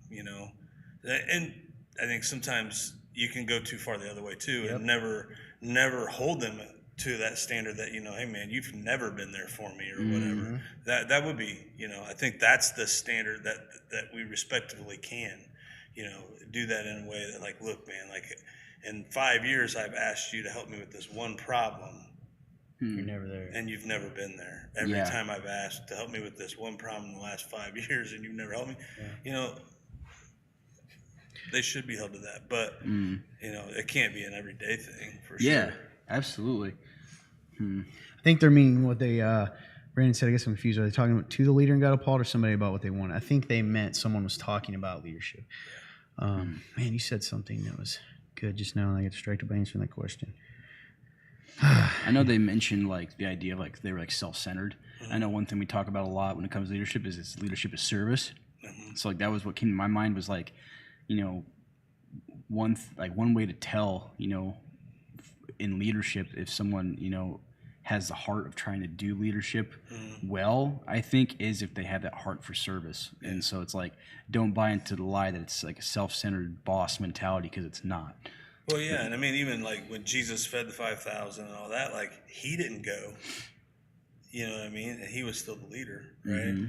It still took other people to help him lead people, right? Yeah. And sometimes we put all that pressure on one man to be that every beckoning wish and call for every last little thing. And, Jesus didn't even model leadership that way. So why would we expect our leaders to lead that way? That's good. Right? Yeah, I think a couple things to remember too, and we said this before, is in Christianity, we were talking about kind of modern Christianity earlier. We have a tendency, if you think of the church and what Jesus tells us how to operate within an umbrella. So everybody's under that, right? We tend to think leaders are over here, and we do this in a lot of different ways. One, we think they need to be perfect. We think they are never allowed to sin, and by allowed I mean it happens that they're held to a different standard. They are. So before we get to that, but that doesn't set them outside of the umbrella of church. So if you were to, and this is something that this is not going to be popular. everything, Jesus did not make a differentiation between that. So if I see a pastor sin and I go to him, right? Let's just use this example. I say, hey man, you're doing so and so. You need to stop. And he says, you're right. I repent. That's the end of it. Now, let me tell you where they get confused. They think about Titus where it says, take him up in front of the church and rebuke him publicly. That was in a very specific case, and the case was a pastor, or an elder, who was preaching a false gospel. Yeah. So the reason he had to go up in front of everyone was because you told... to hear the truth. Exactly. He needed to hear him say, I said this wrong.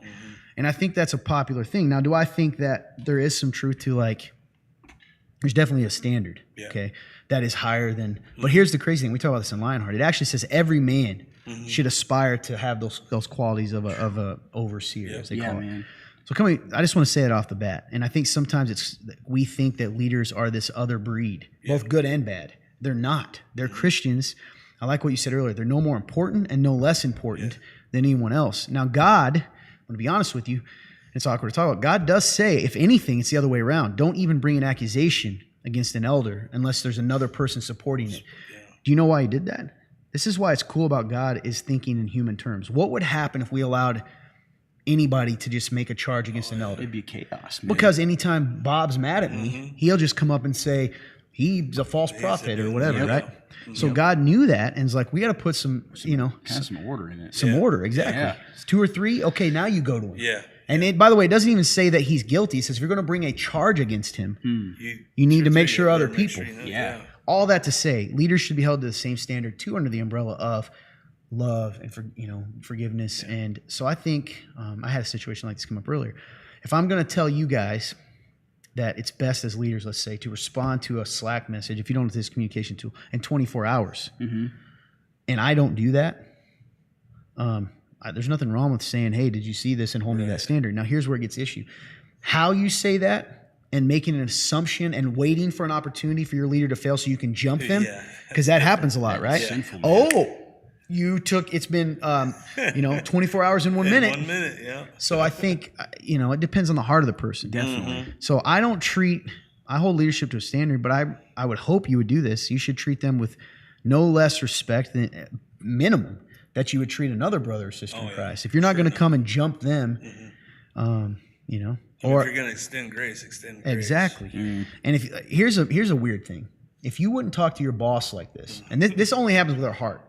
I'm not comparing it to a boss. Yeah. But if you wouldn't talk to your superior at work in a certain way because it's why would you do it to your pastor or leader of any kind? Yeah. You know what I mean? So I think that what you guys said, I just want to point that out. They're not two different umbrellas, man. We're all under this. And there's these little areas right underneath that of like, okay, on top of that, hey, elders, you need to be seeking this. It makes sense. Yeah. Do you think there's a difference? So, obviously God's going to hold those of us leading to which is terrifying. A higher standard. Right? We're going to answer for those things. Yeah. All these things that we may get accused of, we're going to answer for them. Right? Do you think that there's a difference? So God, He can do that. Absolutely. Why should I be trying to do that to this leader? Dude, that's so good, man. You know what I mean? Like, they already have the weight and pressure of God. Kind of reminds me of like, let justice be mine in a way. Calling them to do this, right? And if vengeance is His, then I should be able to trust that if this leader truly is evil, whatever, doing bad things, whatever, that it doesn't mean I wouldn't confront that or whatever, but vengeance is the Lord's, so I should trust in God enough to know that He's going to hold leaders accountable to a point that I can't even do it anyway. It should change your mindset of how you approach it, like for sure. Should definitely change it. Yeah, they will be judged more harshly by who, John? By humans or God? And that's the thing. God. What I like what you said too, and we talked about this Tuesday, and I think that they take the same mindset that they treat everyone in the church with. So if this guy's an alcoholic and he confesses it, I despise how the church handles sin. Yeah. It tells me if he repents, he says it's wrong, it's good done. But that's not what happens. Nope. I'm going to make sure everybody knows it. I need to make sure and protect the flock from this monster when that's not my job. Yeah. Jesus over and over says, I will split the sheep and the goats. I will split the wheat and the tares. You just live the way I told you to live, and I'll handle the heart stuff. And those people, it doesn't matter how many times they repent. Well, he's repented of being an alcoholic 25 times. And what did Peter ask Jesus? How many times must I forgive my brother? Yeah, we'll only accept that now if he goes into this rehab program. Exactly. And that shouldn't be the case. If he wants to go into a rehab program, we should support that Yeah. or whatever, right? Yeah. But not forcefully, because it's not going to help anyway. And it's and we can't see, this is where people are crazy. And I guarantee you, some of you guys out there, I don't mean to insult you, but you live in this.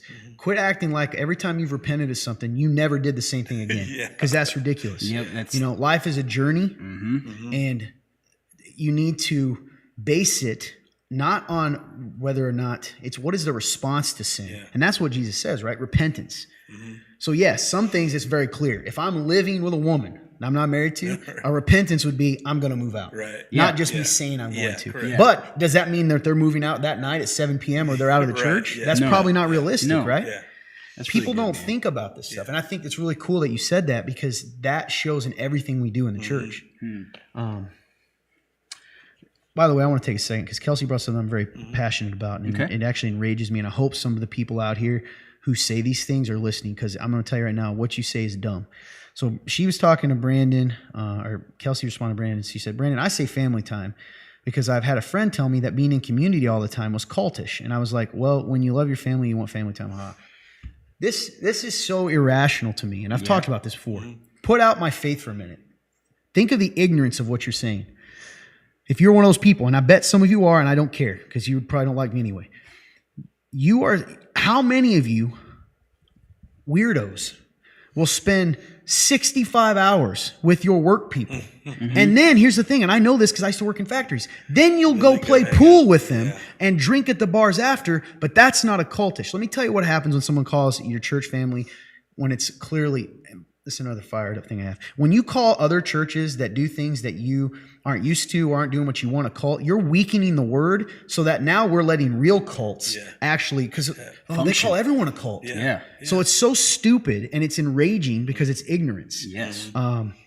It's pure ignorance to say those things. So a lot of times, and this is for Kelsey and everyone else that have ever been told that. I've been told that by my own, you take this God thing too seriously. Let me tell you something. That typically, and ask yourself this question, when they say that to you, what's the context? 99.99% of the time, it's because you're not able to do something they want you to do.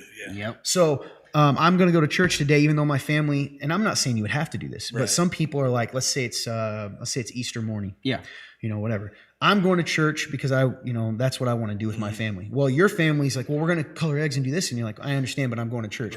They blame the church because they can't accept that you just want to do something. Yeah. So I despise that from not even a Christian perspective because it's so ignorant. Yeah. It's so ignorant. And if, go ahead and show them this clip because, God bless you. Maybe your heart's right, but you understand that you're weakening. There are people that are actual cult leaders. Yeah. And you know what I'm saying? And you guys don't understand that because the fact of the matter is you're calling what the Bible tells us to do cultish just because maybe doesn't fit in your schedule. Yeah. And most of the churches, maybe they don't practice some of it. For instance, Matthew 18, that's one. Well, what do you mean church discipline? Yeah. Even though we talk about forgiveness, you still have to address sin when it pops up. Absolutely. Well, which sin? Then we address all of them. The ones that pop up. Yeah. That's right, man. You got to address it. So sorry, that just fires me up I love because it, man. It's good stuff. It just irritates me because I know a lot of my brothers and sisters who love their families and they get confused. And our people too, and by our people I mean believers. Use your brain, whether it's our church or your church. It says, or someone from your, what are they trying to get you to do? Yeah. Ask them what the definition is, because they don't know. Yeah. Because believe it or not, I have looked up the specific definition, the 8 things that have to be there for you to be a true cult. Right. Trust me, I'd be a lot more wealthy, have a lot more wives, okay? And that's just taking me. There's a lot of other people that way too. Right. So it's just silly stuff. Sorry, got me fired up. Good stuff, man. I appreciate it. Because people like Kelsey, who has a beautiful heart and wants to do something right, and then you got people messing with your head. That's stupid. Well, it's because someone chooses to go. Exactly. I mean, that's the reality. Chooses to go to. We don't tell them. Yeah, they don't have to. Yeah, and somehow people I'm make not it, even there. People make it seem like the they time. are like their mind is like they've been forced or they are what's the word, man? Once again, words are just not coming to my head today. They are, I can't think of the word. Never mind, man. Can't think of it. Coerced into going or something like that. Similar. It's so we don't do that. No. Other than I'm going to tell you something. If you are a Christian and it says something like go to church and do not neglect to meet as the habit of some. No, Anybody knows me, if you're not here, this is what I always tell people about our church. If you're not here 1-2 weeks, anybody's saying, if you're not here for 2 months and you remember this church, we're going to probably reach out because we love you. Yeah. You could be dead in a ditch. Yeah. Yep. We don't know. Mm-hmm. Like people, this clearly you can tell this is a little bit of LT coming out. This is irrational, to me. It's why Christianity used to irritate me because people are so ignorant. Mm-hmm. Like if you're gonna believe it, believe it. If you're not, don't. Quit playing a game. There's a lot cooler religions to just pretend to follow than this one.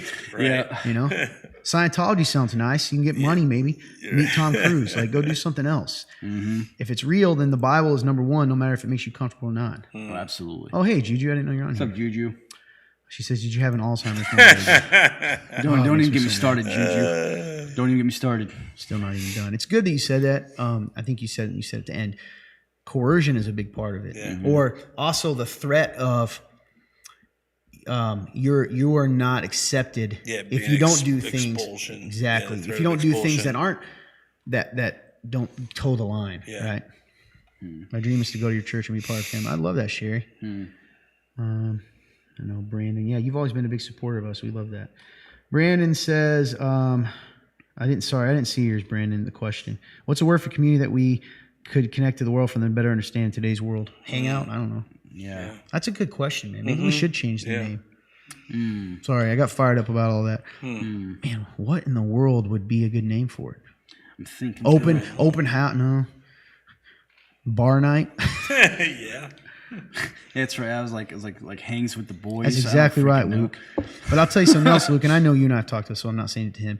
A lot of times you guys got to start reading your Bibles so that you can confront when people say that stuff to you. You don't owe them an answer of like, well, no, we're not. Tell them why. And this is one of my favorite things. You want to know a way to settle someone down that says that? Here's a great question.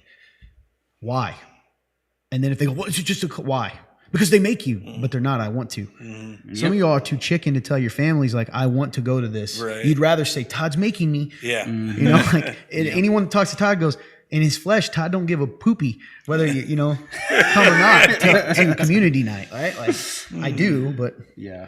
big amen. Yeah, anyway, people need to just be courageous. Quit letting these people set the culture of church. These, you know, box pop-up, you know, same old replica churches. Yeah. That is what, if that was all working, we wouldn't be where we're at. Right. That's a fact. Yeah. It's so true, man. Anyway, so to reiterate Brandon's question, what's another word you would use for community? Family time's is a decent one, but people could take that too. They're weird. Click. Family night? Yeah, I don't know what you could call it. So you're, Click's gonna sound like the other word. So. well, it depends on your, Exactly. yeah. We just hang out. Yeah, I don't know, man. When I talk about it, I don't really call it community. I probably say like, hey, if you want to come hang out, people are playing euchre at the church. You're welcome to come. There's free food. It's usually what I say. I was trying to look up sin. Fellowship night. That's good. Yeah, Except if you would have told that to Todd, non-Christian Todd, I'm of course, not going. I wouldn't have known what it is. Yeah, I would be like, what's But fellowship? but in this case, I think it's good, Luke, because we're talking to like Christians Yeah. who have hot button words. Who should understand that? Colony. I believe that, Kelsey. I've seen you do that. Yes. Yo, it's gang time. Get up. Let's go. Anyway, do we have a winner, Blake? Great questions tonight. Oh, did he send it to me? I don't know. It typically pops up here. Yep, here it is. All right. Huh. Then this person has not won, correct? All right, winner. If you're still on, you have exactly, what do we give him? A minute? 2 minutes. 2 minutes. You have till 10:09. Jordan Bennett. You got to actually claim it. You can't just say, oh, I've been here the whole time. You actually have to say, I'm here, or something like that. If not, we move on. Excuse me. I'm so sorry. You win. Congratulations, Jordan. Hopefully you are on. They did say, they answered Brandon's question. The disrespectful person was not the leader. The disrespectful one was the person who wanted leaders to be. It's permanent. Everything. If it does help, I don't get upset when someone needs help too, because the other side of that's true too, where people feel like I'm burdening them. Mm-hmm. You know, that makes me sad. Yeah. Because the people who think that are usually not, they're certainly not the ones who are causing the problem. Yeah. Winner. Winner. There she is. Congratulations, Jordan. That's good, Juju. Winner. All right, you win. Congratulations. Fun guy will be in touch with you. Last chance here to slip in a question. We would love to. It's been a good night. Yeah, man, it's been really good conversations today. I love this. Just keep this guy on speed dial for days like today when I'm sick. Oh yeah, be ready, Andy. I'm serious, man. People are like, why don't you just have him on permanently? I know. They really said that, man. They love you. Well, I was told, and it makes sense, that we're more comfortable. People can tell you're more comfortable together. So it means a bit, which makes sense. Right. Known you for a while. Yeah, long time actually. It's crazy, isn't it? I know. I was looking. All right, cool. Well, I think that's it, man. I don't think was there any news that we wanted to touch base on? I don't think so. The articles on third page. Oh, we didn't do overrated, underrated. That's too late. We got into talk. Yeah, man, we just had good conversations today, man. Didn't really need segments much. Well, this one's one that probably would probably get you fired up. Wait, which one is it? Tennessee Church fights back against city's order to stop operating ministry for recovering addicts. That's ridiculous, man. That is absolutely ridiculous. Wow. Why would you even consider that? Hey, man, can't have people help people without the government being involved. Well, I know, yeah. That's what it is. Nobody's getting paid. Got to get that funding. I was looking at I was looking at synonyms for community. Yeah. And one that came up was Commonwealth. Welcome to Commonwealth Night. Coming to the Commonwealth. I mean, it's Fun loosely night? based. Yeah, it's You just loosely do based. game night. You could just call it game night, even, Yeah. I guess. Can a Christian wear t-shirts, jackets, advertise alcoholic buzz or Miller beer? That's an interesting question, Juju. Yeah, What are your that's a thoughts good on one. that? I like that you're asking that because I think they'd have the freedom to. Yeah, I don't think that But the question comes where it gets tricky is what it is about what you're promoting And what people you're think. encouraging, and then the example that you set. Yeah, because As a believer. if you're rocking like a a Bud Light hoodie, Yeah. people aren't just thinking that you're just there to just have one Bud Light. And you're like, Correct. this is chill. They're more like, this guy likes to slam Bud Light. And You know what I think though? you know, It's so hard because I agree with all that, and I think clearly like it's probably not wise for me to walk around with that, right? But if I were going to some kind of beer festival and I wanted to just talk to people about Jesus, get to know that's people, what I would You know wear. what I'm saying? Yeah. Like, That's it's true, one of though. those things That's that true. That's what I would do. But I know that's not what you're or asking. It's genuine. you have a loosely based one that has a reference to Christianity. Then they go, that's corny. No, I'm just kidding. But It's Miller time. Jesus. That would be actually cool. Cool, you scratch Jesus it out. time. yeah, man, something like It that. I made me don't know. think of something. Oh, it reminds me of the verse where Paul says, I will come all things to all people All for the good of the people, yeah. gospel. She said, let's go, AJ. It makes me. I don't know, man. It makes me think about. I don't know. I'm probably like Andy a little too. There's a little rebel in me. Yeah, yeah. I just know what I would do. Like I would wear it on purpose. Oh yeah, so- because there's a part of me that's like, sure, But I'll I know rock that something that has for beer on it. me, some of that's my rebellion, and that's why I struggle sometimes answering those type of questions because I know that I'm doing it more out of rebellion to just show you, like, you know what, Jesus is bigger than you, Yeah. and your opinion of this stupid little matter. Doesn't matter. But you know, that's not necessarily the right heart, I guess, behind it. I get it though. The truth is, there's things I do. You know, Paul says we have freedom, but we're not to be a stumbling block. So, like, there's a lot of things, and it hits my rebellious side because I want to prove the same thing sometimes. But there's things I don't do in this town. Okay, like I might, depending on where I'm at, I'll drink a mead. Like I like mead, but I've learned, and I didn't used to, that people are so stupid that you have to be careful. I shouldn't say that. You have to be careful, right? Like where you're at. It's not wrong, and I'll die on that hill. Yeah. And sometimes I do it to make a point, but I do think at times you just have to be prayerful and wise on when to do stuff. Yeah, I'm not going out to the local pub Yeah.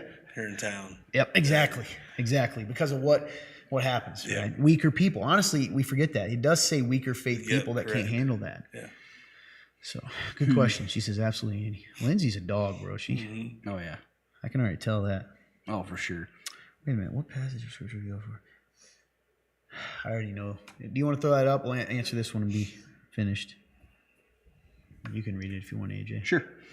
When it pops up, I'm just going to there we go. What passage of scripture would you go to for not cussing to share with someone else? Let no uncorrupting talk come from your mouth except that which is beneficial to the building up of others. Now, I can quote that to you, but to tell you exactly which verse it is, Yeah, I don't never know remember. that. It's Galatians. I think it's Colossians. Is it? I think That so. might be why, because I just read. Maybe. Isn't that funny? I always remember the verses, but I cannot tell you. Well, You're no. completely wrong. Really? It's Ephesians 4:29. So, but that is the that is the verse. Let no corrupting talk come out of your mouth, but only that which is good for building up, as fits the occasion, that it may give grace to those who hear. Different translation, but same thing. That's probably the one I would say. What's corrupting talk? But see, it's not just cussing. Yeah, It'd also be like, it's not, "Hey, you moronic idiot," right? Yeah. Or like, Yes. talking to someone in a harsh tone. Even could be like, "Is that useful to them? No. Am I insulting them?" That's good. That's man. probably what I would use. Well, I think Colossians that 3. There that's was one in Colossians. There you go, buddy. I think that's always kind of the issue to me. Is that Good job, John. we limit it to just being certain words. Yep. And it's not really about those words. Yeah. He knew what he was saying. Yes. Yeah. Yeah. It's the intent behind words too. Yeah. It's good. Oh, yeah. Cool. I think that's it. You got anything you want to say? It was a great show today. I just really appreciate the conversation. Andy, thanks for coming on, Yeah, man. Did a appreciate great it. job. Thanks man. for inviting me out. Absolutely, man. I would Colossians say 3:8, that. no scales for you, so all things filthy language from your lips. That's true. Mm-hmm. Colossians 3:8 says, Kelsey shared this, but now you must also rid yourselves of all such things as these: anger, rage, malice, slander, and filthy language from your lips. It's good. That's, yep. Because I just read Colossians. I was like, I'm pretty sure I remember something in there. But yeah, I'm sick too, Brandon. I'm with you, brother. Oh, yeah. Sorry. Oh, you're fine, dude. Missed a bunch of these. Oh, yeah, we can get caught up if you want. Just Denise is up here and having fun. What's your favorite Power Ranger? Anyone? Mine was the white. He died, actually. I'm too old for that. I didn't really watch I Power don't remember. Rangers much, I don't man. even remember that. Well, you were watching like Tommy Boy at age 4. That's true. So that's the thing. Are you guys going to do anything special for episode 200? Are we? Let's see. That's good, Sierra. We definitely. I know when we did like 150, we did like a reaction to some of the stuff. So we may. I was Yes, thinking we about. are. Yes. So he doesn't want to say that in case we fail. Right. I already know what he's doing. Please pray for me. Praying, Brandon. Pray for me too. I'm actually really sick. I almost didn't come tonight. She says the red one, the pink one for me. How do you spell pterodactyl? Then it's getting wild. Then she shares, the Remnant gals helped me with the verses when I struggled with that 2 years ago. That's awesome. Kelsey, there's a side of you I've never known. Cool. CZ. What's that? Not sure. Cool. All right. You got anything you want to say, man? Man, just honestly, thanks for letting me come out. It's always a blast. Have a good time. Man. So it's fun. Yeah. Appreciate you, brother. Yeah, For real. absolutely. Good job, dude. Yeah, Fun great guy. job to Great you too, job. man. Production guy, as usual. Good job. Fun turn lurking in the shadows back there. There he He is. knows what he's doing. He's raising Thank the you roof. guys for your help. And thank you guys so much. Continue to invite people. Thanks, Jordan. Invite your friends to this stuff. Ask real questions. Tell them they can bring their questions. We're not afraid of those questions. We had a guy that was a pretty raging. I got some flack from other Christians about this before, but a raging atheist on here before. But for a long time, he's respectful. So keep coming. That's right. We'll have those discussions. We want to do that. I want to give you a place to ask those questions. If you're in the area, Northern Indiana, you don't have a church home, the church that sponsors this show, we'd love to see you. The Remnant Church. You can go to the up here on Facebook or over here, I think. Click on that and go follow our page. It tells you where we're at, what time our service is, all that stuff. You do realize there's someone who can help you when you're all sick, right? I do, Lindsay. I don't know why. I want you. Yeah. I think about it. Love you too, John. Appreciate you. Alex's comment is from Elson. Elson, Aw. yeah. That's sweet. Tell her I said hi. Have a blessed night, everyone. Love you. Love you, Norman. Thanks for the good compliments, all that, et cetera. All you folks watching, if you do come to the church, invite your friends, man. Yeah. Oh, yeah. Never know. All right. That's it, I think. Have a great day. We love you. God bless you.